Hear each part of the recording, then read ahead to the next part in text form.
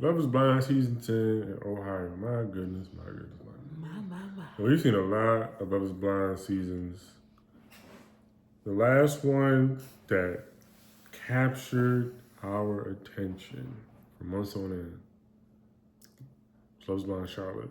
I can't remember I exactly think what it's season season. 6. Okay. When I tell you Love is Blind Ohio, they had us in the first half. Excuse me, they lost They us in the first lost us half in the first and half. had us. Yeah. They regathered us Yep. in the second half. My goodness. It was honestly the last 3 episodes were so good. And I did appreciate, of course, Vic and Christine, but also appreciated a lot of getting to see like the conversations that happened behind the scenes. So it wasn't like a shock. Like I was able to guess which ones were going to say yes, which ones were going to say no, just based off of like how they interacted. But let's start with Emma and Mike. We always knew that they were not going to say yes, especially after they went up to, was it New York?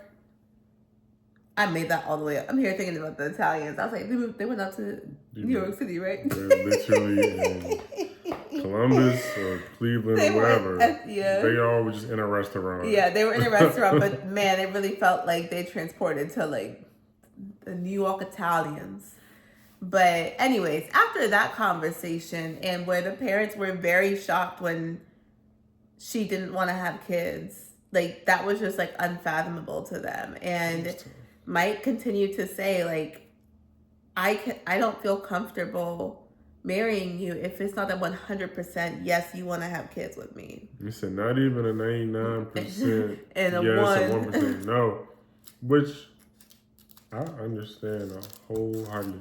And the way he explained it, I love the way he explained it. Where he said, I couldn't live with myself if we got married, we ended up having kids, but then you resented me or resented having children. And he was like, I couldn't live with myself if that's the case. And I like the way he framed that, where it's not just about the selfish desire of me, I want kids, but you think about the health of the relationship long term.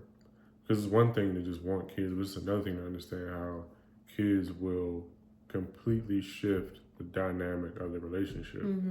And resentment from having children, that is a deep that's a deep thing to overcome. Yeah. Yeah.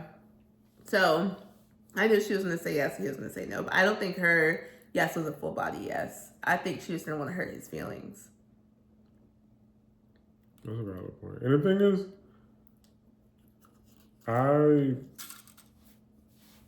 appreciate Emma for trying and just her openness to the process all the way through. And especially when you are met with a very controversial topic and you don't realize just how controversial it is until it's like put on the table. Because I'm sure her rationale for not wanting to have kids, it was 100% validated. Like she had a really difficult upbringing, came from a very difficult background, and she didn't want to see what she experienced as a child, see that replicated in ways that she just couldn't live with. Yeah. Which you get that, but once you actually put that thing on the table of children with strangers, and you see time and time again how it's like, wait, this is actually a very difficult thing to navigate. In my mind, it didn't seem as difficult, but once you put it out on the table, it was like, oh snap, hold up now. There's a lot of pushback going on here. Yep. So I don't think they're gonna get married, even though they said that like there's a potential for them to rekindle. I don't see it. I don't see it. I'm just saying, we're just people. I'm looking forward to seeing the reunion though, to see who actually lasted and who actually rekindled. Speaking of lasted, let's go over to Devontae and Brittany, because she truly is the prize, and I just hate that she continued to put up with his lack of intentionality around loving her the way that she wanted to be loved, which clearly, as she stated several times, that with his response always being like, yeah, she wants to be, like, words of affirmation means a lot to her, and she wants to be affirmed that her partner thinks that she's beautiful. And every time she would bring it up, I just would love it if you told me I was beautiful. Yeah. Devontae, I just wish that you would act like you really want to be with me. Yeah. He gave me the yuck. The yuck. And so I'm very glad that they didn't have their wedding, and I don't think that they're going to. I don't think that he actually cares for and loves her the way that she does. And I think that she is people pleasing and essentially suppressing like what she knows to be true, like what she knows that she needs, for the sake of being like, oh, he's just a man of a few words. Like, you can be a man of few words and still tell your partner that you're beautiful, that she's beautiful. I think in the very beginning, when they talked about the death in his family, and how that was a jarring situation, it's like, all right, a little bit of grace in the very beginning. Yeah. But then as the weeks go on, we have no idea what's happening off camera. But regardless of what's happening off camera, even what's happening on camera, there was it seemed as though Devontae was just focused on himself rather than feelings of Brittany. Mm-hmm. And it was a lot of... Also, it was also kind of wild how Brittany was like, he's not someone I would have gone for in the real world outside of this social experiment. Yeah. And then by the time she gets to the end, it's like, he is my best friend. You just don't know it yet. And he loved me. He just don't know it yet. And like by the time some time passes, we were gonna get married, and we gonna be love last forever. But the thing was, he don't, and all he's filled with is doubt. Everything that he was talking about in the episode, the wedding episode, when he didn't have a wedding, was just doubt. Everything was just like, I don't know, doubt, no, I'm not sure, maybe, kinda. Yeah. Aloof. Poor Brittany, she's gonna have a rude awakening when she realizes, when she or her friends or her family watches back and is like, girl, get up. Like, you are embarrassing yourself. You are the prize. Get up and move on. Yeah, man. So that's them two. Next, let's do Amber and Jordan. You can start with this one. Bruh. Amber had a very difficult past with, as I explained, toxic relationships and just men just not treating her well in any way, shape, or form. Going to his daddy issues all the way to other relationships. And then she has an 8-year-old daughter, which Jordan, that was like, a lot. Rightfully so. That definitely just that is extremely precious. And to anybody who's watching this, and maybe you are someone who you have a child and then you introduce them to a new partner, or you're the new partner and you're dating someone with a child, like that came from before the relationship, that is a very, very, very difficult, precious, what's another word? Just intriguing process to go through. Amber was upset at, she just didn't like men because men have failed her time and time again in her past. Jordan was like, this is a brand new experience. I've never been a stepfather before. He also did have some maturing to do, just as a concept. But he was like, I really don't want to mess this up.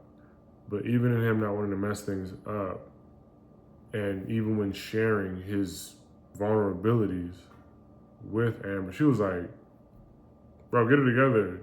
What? What do you mean all this, that, and the third? And there was a major piece of conflict where she was in the bed and he was like, I just want to talk. This was after they were at the bar, and she overheard him saying, like, this is a scary situation. I'm about to meet Emma. This is a big deal. And I guess what she heard, whether it was on camera and edited or off camera, she heard, oh, he not ready. He gonna leave. He's trash. And the crazy thing was, it felt like they were both right, but the communication lines were tangled. And also, they don't know each other for 6 weeks. Yeah. If around that time. Even though they were trying to heighten so much, like, with the music and, like, the long pauses that they do, like, I could tell that he definitely was nervous, but it was like, oh my God, I'm really doing this. I don't think it was, I don't know if I can marry her. And I think especially when they had that argument, he made it, like, even just like how he spoke, how he took accountability, like, you could tell that he really was in it to be with her. And I really do think that as long as things work out between him and Emma, I could see them. Oh, and they got to figure out where to live because they wanted to live in 2 different cities. But yeah, I'm interested to see if they stay together. Now, Christine and Vic. Oh, I'll be surprised if they don't come back with a baby. I was going to say if she's not pregnant by now, because my God, what a wholesome, precious. They did say it was going to wait like 2 years. Yeah. Yeah, but the way he was talking at that reception, he might have lasted about 2 months. And what I loved about their relationship, even from the honeymoon, or when they went to Mexico, even from the quote-unquote honeymoon, before the honeymoon, Vic and Christine were set apart. Like, they weren't even in the same city. They weren't even at the same vacation destination as everybody else. So, like, their entire arc was completely set apart. They didn't have no time for the foolishness, no time for the drama that ensued at the pool. When I tell you,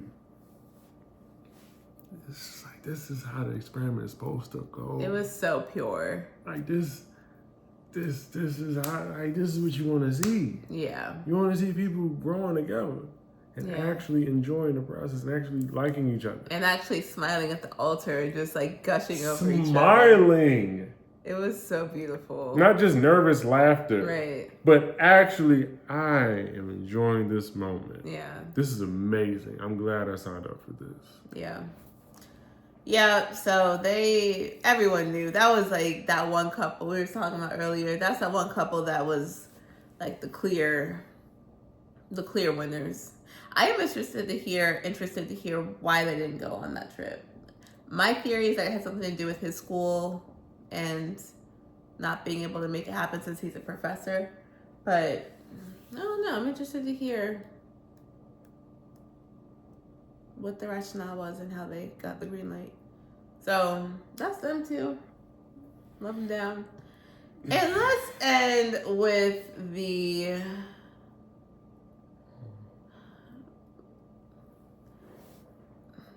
I'm trying to use my words. It's Sunday. I want to be mindful of being a good reflection of the Lord. Oh my gosh, but what a hot mess. That was just... Alex, honestly, after I was cool with Alex up until the conversation he had with her dad. Yeah, that was tough.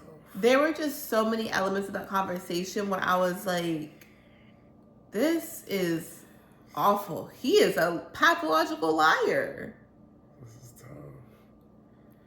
And when the father said, "Yeah, I was growing on him a little bit, and he handled my questions well, a little too well." Sir. Man, that radar was on the money because honestly, there's no way you could have told me from the very first moment that they saw each other and like how much they were all up on each other. I would have never believed that part of the reason that they didn't last is because they were not intimate and physical. Yeah, I honestly thought from the reveal, I was like, "Oh, they're gonna last. Yeah, Like they're gonna make it." I thought so too. Oh, was I wrong? But I'm glad, as petty as it was, I'm glad that she cut him off and didn't let him get. Oh, Darius, that's not petty. I don't think it was petty at all. As empowering, it was empowering. Where like she didn't even let him be the one to be like, no, I broke things off with her. He was also just gonna start rambling. Yeah, Ashley, I really enjoyed hanging out with you in the pods, and yeah, I'm gonna go to Florida, so. Real quick, I need to know if you won't go to Florida with me. I also gotta stop through Austin real quick. Oh yeah, because I used to live there. And then. But I didn't tell you. We'll You found out through someone else. And... All that being said, no. Good for her. Like I actually teared up a bit because you could tell that she said that with her whole entire chest, and she didn't mince no words. Yeah, like looked him dead in the eye and was like, "This is what it ain't gonna be, and this is all the ways in which you have shown me that you lack integrity." So I'm gonna say this mic'd up in 4K in front of your mother. In front of your mother, and all your friends. And yeah, you could tell that she definitely learned from whatever depth of hurt that she experienced in the previous relationship, because she was like very, very clear and decisive around like, this is what we're not gonna do. So now here's the thing, and did you just snort like a horse? Maybe. Here's the thing. I was breathing. It was on 2 occasions. Mm-hmm. One when they was in the bathroom in Mexico. Was it Mexico? I keep saying Mexico like it. Okay. It's Cabo. Okay. When they were in Mexico and they was in the bathroom after the pool party, and Ashley was asking him all those questions, and he was just going, but in a selfish way.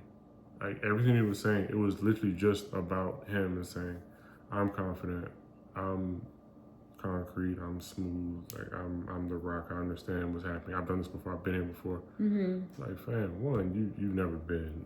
This is a social experiment. Ain't none of y'all ever been here before. Right. Everything he was talking about, it was just from his own perspective, and it was also very departed. One-sided. It was just like, I'm good. You should be as well. Yeah. I honestly think, looking back, when she kept asking him, like, you're not nervous at all, and he was like, nah, I took it as part of like him just being used to change. But he probably knew that he wasn't going to say yes to her from when they were in that bathroom. And she was like, you're not nervous? That's just really weird to me. She was reaching. I think she explained this a little bit later in a different episode or something like that. But she was reaching for connection. Like she was reaching for something where he and her could connect, that this is a new experience and I want to experience it together, and I want us to work through it together. When I'm nervous or when you're nervous, let's clearly communicate that. Even if you're not nervous, can you check on me to see if I'm nervous? Yeah, ask me any questions. Ask me any questions at all? Because you just saying you good doesn't mean that we're good. So every time she asked him, "You're not nervous? Or like, do you have anything else to say?" And he just rambled selfishly, without any regard for her feelings. All right, fam. Do you even like me? Yeah, I don't think he did. I think she said that in the last episode too. But I think he falls in the bucket of the boys that I hope go to therapy after this experience and actually take some time to look within and apply whatever they learn every single day. Be a good student of life and do better. So, yeah. There are several other reasons I didn't care for him, which we'll need to talk about on this video. But yeah, I really, really, really would be shocked if Vic and Christine were not together. I think it's going to be 50-50 if Amber and Jordan are together at the reunion. I think Devontae and Brittany will definitely not be together. I thought they were sitting next to each other. And yeah, Oh, because she finna be fed up. What's her friend telling about herself? Oh, she finna be fed up. And then Mike and Emma, they're not gonna be together. We only talked about the people who made it to the end of the season, but I also wanted to bring up Chris and Jessica. Oh God, he is. Oh, we forgot about Brian Connor. I know, but I mean, they were those really two close. made it, so they didn't make the cut for us to shine a light on. Yeah, but Chris and Jessica and Brian Connor, they have noteworthy stories as well. But yeah, we if y'all wanted to talk more about Love Is Blind, you gotta like the joint and then comment more. Just comment the word more. And if you say more, if we just get one person to say more, we'll make another video about Love Is Blind. Yeah. How about that? How about that? But if you don't comment more, then we get it. We'll move on. We'll move on. We can talk about anything. It don't matter. We were just talking about Jesus and dinosaurs. That's the whole thing. It's the whole thing. Oh yeah, evolution and all that. Anyways, if y'all enjoyed this, please redo. Redo. If y'all enjoyed this, please be sure to like and subscribe, and we will see you tomorrow. Peace. This is